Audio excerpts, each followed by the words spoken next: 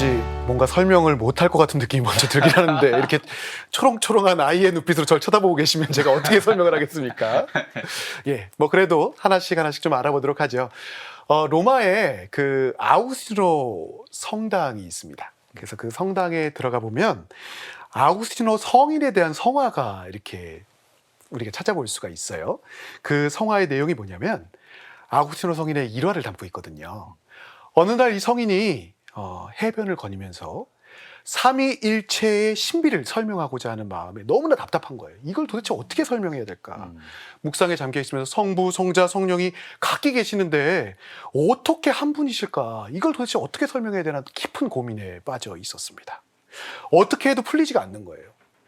그런데 이렇게 길을 걷다 보니까 한 아이가 구덩이를 파놓고 조그만 구덩이에다가 빈 조개를 갖고 바닷물을 이렇게 담고 있는 거예요. 얼마나 귀엽게 보였겠어요? 그래서 그걸 이렇게 보면서 얘야 도대체 넌 뭘 하고 있니? 이렇게 물었어요. 그랬더니 아이가 이렇게 대답을 했지요. 바닷물을 이 조개로 다 담아갖고 이 구덩이에다 옮기려고요. 이 아이의 모습을 보면서 성인이 이렇게 좀 푸근해지셨겠죠, 마음이. 아이야, 바닷물을 그렇게 해서 옮길 수 있는 게 아니란다. 응?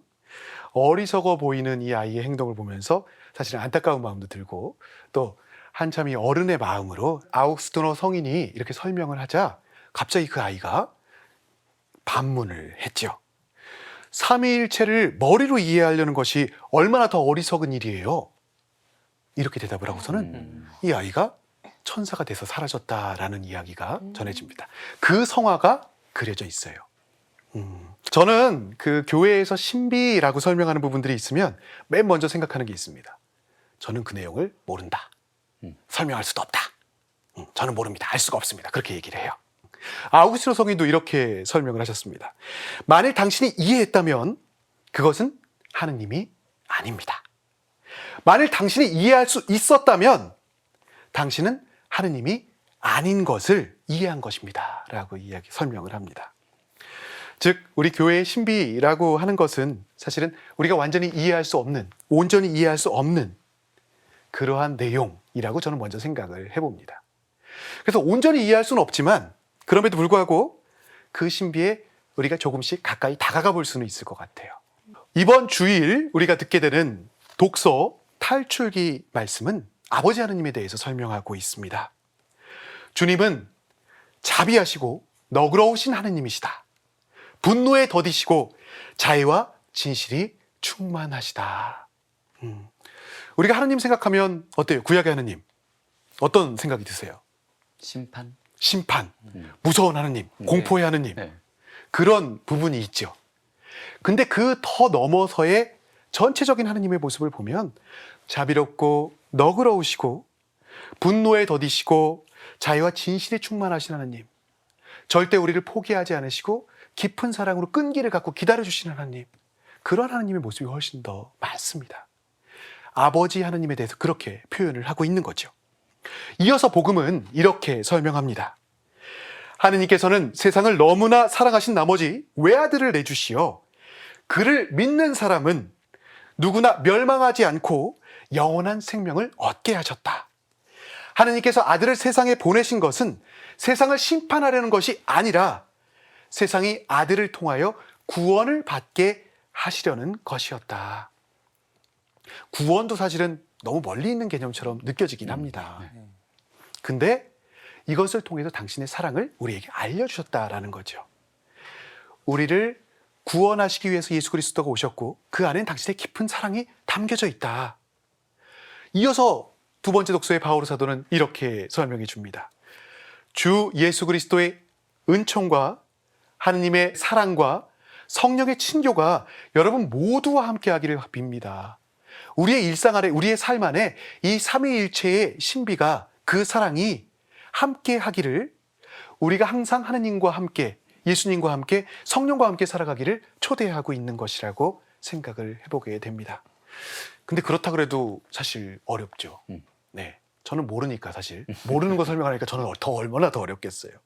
많은 궁금증을 가지고 있는데 이 부분을 오늘은 요한복음의 내용을 갖고 조금은 더 접근해보고 설명을 드리고 싶습니다.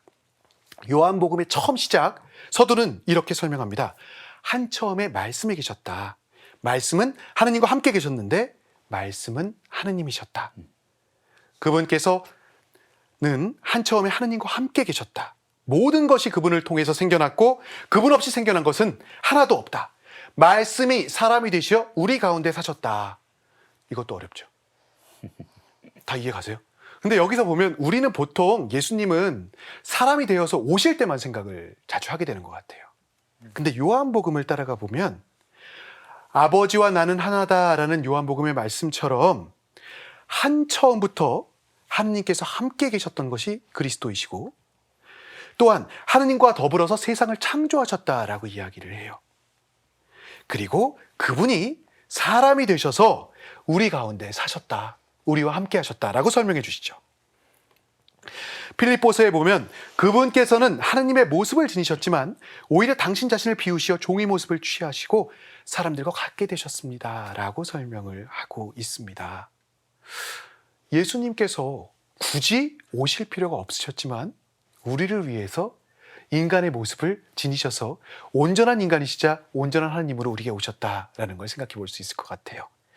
또 성령에 대해서 요한복음의 부분을 잠깐 살펴보면요. 내가 아버지께 청하면 아버지께서는 다른 보호자를 너희에게 보내시어 영원히 너희와 함께 있도록 하실 것이다. 보호자, 곧 아버지께서 내 이름으로 보내실 성령께서 너희에게 모든 것을 가르치시고 내가 너희에게 말한 모든 것을 기억하게 해 주실 것이다 라고 말씀하시고 계십니다. 저는 이 부분이 그냥 혼자 흥미로워요. 여러분 흥미로우세요?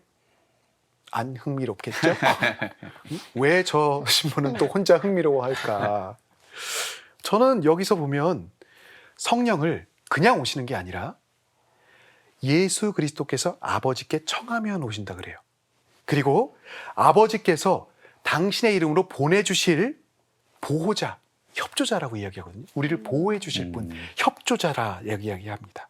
이 보호자가 영원히 우리와 함께 하시면서 모든 것을 기억하게 해주신다. 기억이라는 단어가 그냥 단순한 기억에 끝나는 게 아니거든요. 과거의 기억은 현재화가 되는 거고 그렇게 살 수 있도록 해주신다는 것, 그것을 예수 그리스도께서 청하시면 하나님께서 보내주신다라는 게 흥미롭게 느껴졌습니다. 즉 예수님에 의한 협조자 성령께서 파견되시고 성령을 통해서 우리가 하나님의 생명에 참여하게 된다. 그 생명을 누릴 수 있게 된다. 성령은 아버지와 아들에게 의존하게 되고 아들은 아버지로부터, 영은 아버지와 아들로부터 파견되었다. 이 부분을 여러분들과 함께 이 성부, 성자, 성령의 관계로서 조금 생각해 보고 싶습니다. 그럼 이게 우리에게 어떤 의미가 있을까? 성부, 성령에 대해서 그 부분을 마지막으로 잠깐 정리해 보고 싶습니다. 사실 예수 그리스도께서 오실 필요가 있으셨을까라는 생각을 해요. 성령께서 오실 필요가 있으셨을까? 그냥 한 분이신 하느님 그대로 계셔도 되는데. 근데 구약의 역사에 보면 하느님께서 계속 어떤 부분에서는 실패하시잖아요. 사람들을 믿어주시고 사랑을 보내주셨는데 계속 벗어나요. 계속 다른 곳으로 가버립니다. 어기고 약속했는데 또 깨고 그런데 계속 기다리시거든요. 못 알아들으니까 이들이 알아들을 수 있는 방법, 우리가 알아듣고 체험하고 느낄 수 있는 방법으로 당신께서 함께 소통하신다. 그리고 그래서 구약의 약속들을 해주시고 예언자들을 통해서 그 약속의 실현, 우리가 진짜 우리와 같은 모습으로 사람이 되셔서 우리와 함께 살아가셨다. 근데 그냥 단순히 살아가신 게 아니라 우리의 가장 완전한 사랑이 뭐가 있을까요? 나 자신을 온전히 다 내어줄 수 있는 사랑.